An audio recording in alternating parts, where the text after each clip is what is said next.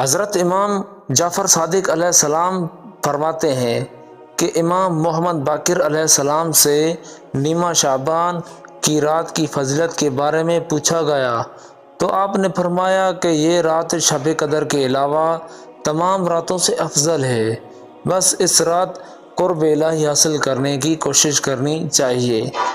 اس رات خدا تعالیٰ اپنے بندوں پر فضل و کرم فرماتا ہے اور ان کے گناہ معاف کرتا ہے۔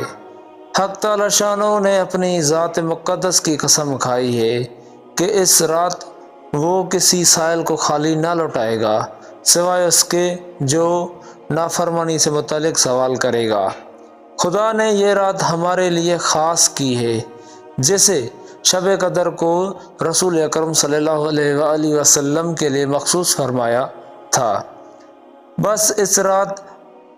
بس اس شب زیادہ سادہ حمد و ثنا الہی کرنا، اس سے دعا و مناجات میں مصروف رہنا چاہیے۔